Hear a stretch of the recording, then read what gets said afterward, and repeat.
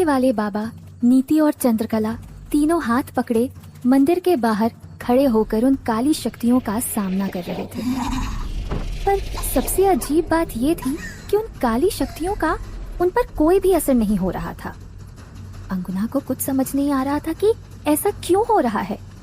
लेकिन तभी अचानक टीले वाले बाबा का हाथ नीति के हाथ से छूट गया और फिर वही हुआ जो अंगुना पिछले कुछ वक्त से करना चाह रही थी। नीति का स्पर्श खत्म होते ही जैसे बाबा की सारी शक्तियां कमजोर पड़ गई। आखिर टीले वाले बाबा भी उसकी काली शक्तियों का शिकार बन गए। काले सायों ने अपना घेरा टीले वाले बाबा के इर्द गिर्द बना लिया और फिर उनके शरीर को हवा में उठा दिया। बाबा अपनी जान की गुहार लगाने लगे। उनकी भयानक चीख सुन मंदिर में बैठा हर शख्स कांपने लगा और अपने ऐसे ही अंत के बारे में सोच सबकी हलक सूखने लगी। बाबा की चीख में दर्द साफ साफ झलक रहा था। इतने तेजस्वी बाबा का ये काले साई इतना बुरा हाल कर सकते हैं तो किसी आम इंसान का क्या हाल करेंगे। ये सोच चंद्रकला की रूह कांपने लगी। उसने नीति को अपने सीने से लगा लिया और शायद इसी वजह से वो अभी तक सुरक्षित भी थी। तभी बाबा दर्द से कराहते हुए बोले, चंद्रकला, जितनी जल्दी हो सके तुम मंदिर में प्रवेश करो ताकि ये साए तुम्हें नुकसान ना पहुंचा पाए। और हाँ, तुम नीति का हाथ बिल्कुल मत छोड़ना। चंद्रकला ने नीति का हाथ और कसकर पकड़ लिया और बाबा की बात मानते हुए वो मंदिर की ओर भागी, जहाँ सबको ये लग रहा था कि नीति को बचाने के लिए बाबा ऐसा बोल रहे हैं, पर सच तो कुछ और ही था। नीति सबको बचा रही थी। बाबा को ये बात समझ आ गई थी कि नीति का हाथ छूटने की वजह से वो इन शैतानी ताकतों का शिकार बन गए हैं, पर उनको ये भी पता था कि इन शैतानी ताकतों को नहीं पता चल रहा था कि नीति की वजह से उनकी शक्तियाँ बेकार हो रही थी। इसीलिए उन्होंने इस बात का जिक्र चंद्रकला को नहीं किया। जैसे ही चंद्रकला मंदिर के अंदर पहुंची, एक गांव वाला आगे आकर बोला, पर वो शक्तियाँ ऐसे बाबा को कैसे पकड़ सकती हैं? वो तो सबसे ताकतवर है और उनके पास तो इन शक्तियों से लड़ने के लिए सुरक्षा कवच भी है। फिर ऐसे कैसे वो? चंद्रकला उसकी तरफ देखते हुए बोली, क्योंकि बाबा ने इन शक्तियों से लड़ने के लिए अपनी तमाम शक्ति का इस्तेमाल कर दिया और नीति को बचाने के लिए अपनी सुरक्षा कवच वाली विशिष्ट माला का इस्तेमाल किया था। ये सुन वहाँ मौजूद लोगों ने जैसे सवालों की झड़ी लगा दी। चंद्रकला चुपचाप बदहवास सी ऐसे खड़ी थी मानो अब उसके पास इन गांव वालों को और खुद को बचाने का कोई उपाय ही ना बचा हो। वो पूरी तरह से टूट चुकी थी, क्योंकि जिस पे उसको भरोसा था वो खुद ही शैतानी ताकतों का शिकार बन गए थे। वो कांपती हुई आवाज में बोली, मुझे नहीं पता कि अब हम कैसे बचेंगे या बच भी पाएंगे। जब तक हम इस मंदिर में हैं, शायद तब तक ही जिंदा रह पाएंगे। ये सुन वहाँ मौजूद गांव वालों के होश उड़ गए। सब चंद्रकला से हाथ जोड़ उपाय तलाशने की विनती करने लगे, लेकिन चंद्रकला अभी बेबस थी। उसके पास बस टीले वाले बाबा का सहारा था। अब वो कैसे बताए इन गांव वालों को? ये सोच उसकी आंखों में आंसू भर आए। गांव वालों के साथ में उसे नीति की भी चिंता खाए जा रही थी। तभी चंद्रकला खुद को संभालते हुए गंभीर आवाज में बोली, मुझे नहीं पता कि हम जिंदा कैसे रहेंगे। हाँ, पर अभी हमें सबको बचाने के लिए कुछ तो सोचना होगा। कोई तो उपाय होगा जिससे इन शैतानी ताकतों से छुटकारा पाया जा सके। तभी माधव आगे आकर बोला, पर हम अब कैसे बचाएंगे? अगर इस मंदिर से बाहर निकलेंगे तो तुरंत उन शैतानी ताकतों का शिकार बन जाएंगे, और अगर यही मंदिर में रहे तो भूख और प्यास की वजह से मर जाएंगे। माधव की बातें सुन सब लोग सोच में पड़ गए, क्योंकि यहाँ से निकलने का रास्ता तो निकालना बहुत ही जरूरी था। नीति ये सब कुछ सुनकर समझ नहीं पा रही थी कुछ भी। उसको बस इतना समझ आ रहा था कि उसकी माँ बहुत बड़े संकट में फंसी है और उसको वहाँ से कैसे निकाला जाए ये उसको भी नहीं पता था। वो सब अंदर बातें कर ही रहे थे कि तभी बाहर अचानक शांति फैल गई, मानो सारे शैतान वहाँ से चले गए हो। अचानक हुए सन्नाटे से सभी गांव वाले भी सतर्क हो गए। तभी एक दहाड़ने वाली आवाज आई और वो आवाज अंगुना की थी। चंद्रकला, अब कौन बचाएगा तुझे और तेरे इन गांव वालों को? क्योंकि जो तुम लोगों को बचाने आया था वो तो अब हमारा शिकार बन चुका है। अब क्या करेगी तू? चल, हम दोनों एक सौदा करते हैं। तू और तेरी बेटी को हम छोड़ देंगे, बदले में इन गांव वालों को तू हमारे हवाले कर दे। ये सुन चंद्रकला गुस्से में बोली, ऐसा मैं कभी नहीं करूंगी। गांव वाले शैतानी शक्तियों की आवाज सुन नहीं सकते थे, पर चंद्रकला का जवाब सुन मानो वो समझ गए कि कुछ तो वो शैतानी साए मांग रहे हैं चंद्रकला से। तभी माधव आगे बढ़ा और परेशान होकर बोला, क्या हुआ चंद्रकला? क्या क्या चाहिए इन शैतानों को? वो जो भी मांग रहे हैं वो हम दे देते हैं। चंद्रकला के चेहरे पर घबराहट साफ दिख रही थी और वो बोली, वो मुझसे पूरे गांव वालों को मांग रही है और बदले में मुझे और नीति को छोड़ने की बात कर रही है। ये सुन गांव वाले सहम गए, क्योंकि ऐसी परिस्थिति में कोई भी खुद के बारे में सोच सकता था। गांव वालों के चेहरे पर दिख रहा डर माधव साफ साफ देख पा रहा था। वो भी अंदर ही अंदर घबरा रहा था और उसे अभी खुद से ज्यादा इन गांव वालों की चिंता हो रही थी, क्योंकि एक सरपंच होने के नाते उसका पहला कर्तव्य था अपने गांव वालों को इतनी बड़ी मुसीबत से बाहर निकालना। कुछ सोचते हुए वो चंद्रकला से बोला, चंद्रकला, उन शैतानी सायों के साथ एक सौदा करो। उनको बोलो कि मैं माधव, मायापुर गांव का सरपंच, अपनी अंगूठी उतार खुद को कुर्बान करने के लिए तैयार हूँ। बस मेरी एक ही शर्त है कि इसके बदले में वो गांव वालों को और बाबा को छोड़ दे। ये सुन सारे गांव वाले दंग रह गए।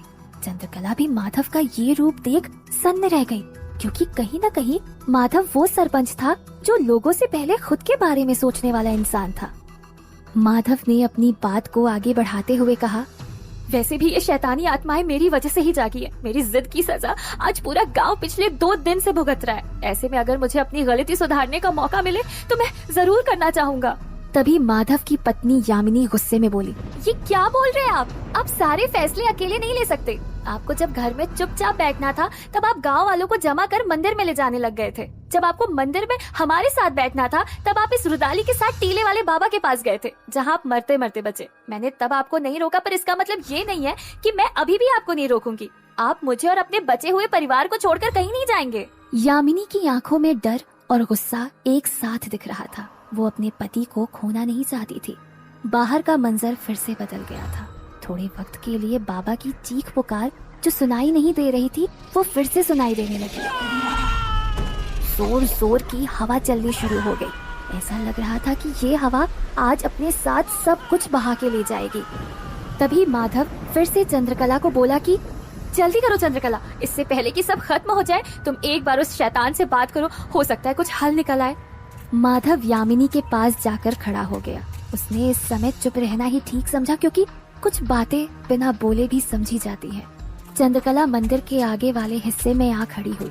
उसे ऐसे लाचार और बेबस देख मानो अंगुना बहुत ही ज्यादा खुश हो रही थी। उसने मजाक उड़ाते हुए कहा, क्या फैसला किया तूने? जल्दी से इन गांव वालों को मेरे हवाले कर दे और यहाँ से इस बाबा और तेरी बेटी को लेके निकल। तेरी बेटी 15 बरस की नहीं है ना, इसीलिए मैं उसको कुछ भी नहीं करूँगी। तभी चंद्रकला कुछ सोच आत्मविश्वास के साथ बोली, अगर मैं माधव को तुमको सौंप दूं तो क्या तुम हम सब गांव वालों को छोड़ दोगी? ये सुन अंगुना दहाड़ उठी और बोली, नहीं, मुझे सिर्फ माधव नहीं बल्कि पूरे गांव वालों की मौत देखनी है। मैं भी देखती हूँ कब तक तुम लोग यहाँ रहते हो। चंद्रकला फिर से अंगुना को बोली, सोच ले अंगुना, अगर हम सब इस मंदिर में मर गए तो इससे तुझे कोई फायदा नहीं होगा, क्योंकि जिस मुक्ति के लिए तू आज भी भटक रही है वो तुझे अभी भी नहीं मिलेगी। तेरी दुश्मनी सरपंच के परिवार से है ना, तो वही परिवार का सदस्य खुद तेरे पास आने को तैयार है। ऐसा मौका तुझे दोबारा नहीं मिलेगा। अंगुना की कोई भी आवाज चंद्रकला को नहीं आ रही थी। वो समझ गई थी कि अंगुना इस बारे में सोच रही है। तभी यामिनी गुस्से में खौलते हुए चंद्रकला के सामने आई और उसे जोर का तमाचा मारते हुए बोली, तुझे बड़ी जल्दी हो रही है मेरे पति को मारने की। अगर इतना ही शौक है तो खुद जाके मरना। तभी गांव की एक महिला आगे आई और डरी हुई आवाज में बोली, मालकिन, ये सब भी तो आप लोगों की वजह से हो रहा है। इन शैतानी शक्तियों को आपके परिवार से ही दुश्मनी है। अगर एक की कुर्बानी के बदले समूचा गांव बच सकता है तो इसमें क्या गलत है? यामिनी कुछ और बोले इससे पहले माधव आगे आते बोला, सही बोल रही है काकी, अगर मेरे एक के मरने से सब बच जाएंगे तो क्यों नहीं। और यामिनी, अगर मैं नहीं गया तो वैसे भी हम सभी मारे जाएंगे। इसीलिए अभी इसी बात में ही समझदारी है कि एक मौत ही हो यहाँ पर। और मुझे वादा करो कि मेरे जाने के बाद भी तुम वैसे ही गांव वालों की रक्षा करोगी जैसे मैंने की है। ये बोलते हुए माधव की आंखें भर आई थी। उसको पता था कि यही वो आखिरी लम्हा है जब वो अपनी पत्नी को देख रहा था, पर उसे भी पता था कि यही सही फैसला था। माधव ने अपनी अंगूठी निकाल के अपनी पत्नी की उंगली में पहना दी और बोला, आज से ये तुम्हारी रक्षा करेगी जैसे मैं करता था। यामिनी जोर जोर से रोने लगी। उसको कुछ समझ नहीं आ रहा था कि अब वो क्या करे।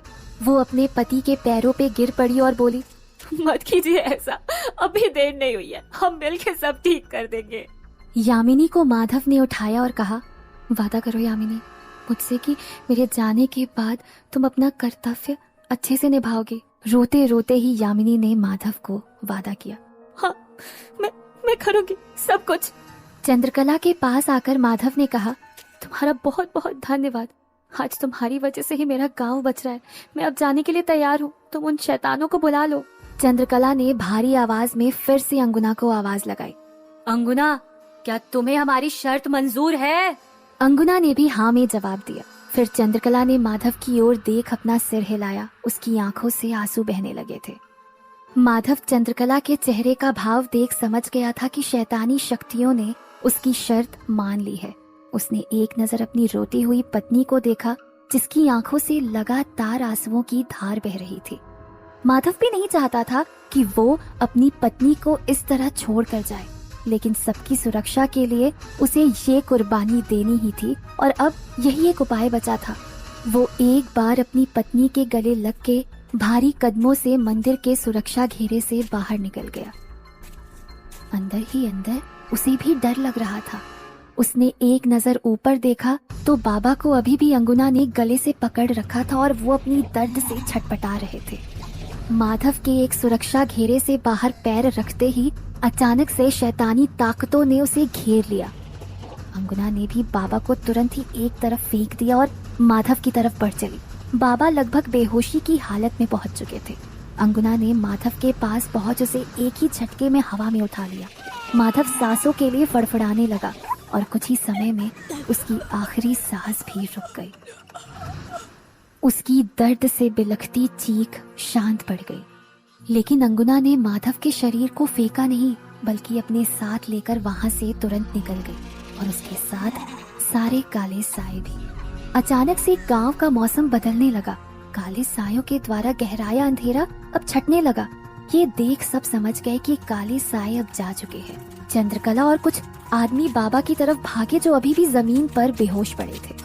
बाबा को सब उठाकर मंदिर में लेकर आए और वहीं एक जगह लिटा दिया। वहाँ के पुजारी तुरंत ही गंगा जल लेकर बाबा को पिलाने लग गए। इधर माधव की पत्नी यामिनी का रो रो कर बुरा हाल था। वो अपनी पति के शव का इंतजार कर रही थी ताकि वो अपने पति का अंतिम संस्कार, उनको अंतिम विदाई दे सके, लेकिन उसे नहीं पता था कि अंगुना माधव के शव को भी अपने साथ लेकर गई है। अभी गांव के ऊपर से खतरा टल चुका था और सब बाकी गांव वाले सुरक्षित थे। ये देख चंद्रकला के चेहरे पर सुकून भरी मुस्कान बिखर आई और नीति को उसने गले लगा लिया। पर चंद्रकला की ये थोड़ी सी खुशी यामिनी को बहुत खल रही थी। यामिनी मन ही मन में सोचते हुए बोली, चंद्रकला, जिस तरह तूने मेरे पति को मुझसे छीना है, मैं भी तुझे बर्बाद करके रहूंगी। तुझे और तेरी इस बच्ची को उसी तरह मौत मिलेगी जैसे मेरे पति को मिली है। रात हो गई थी। सारे गांव वाले अपने घर जा चुके थे।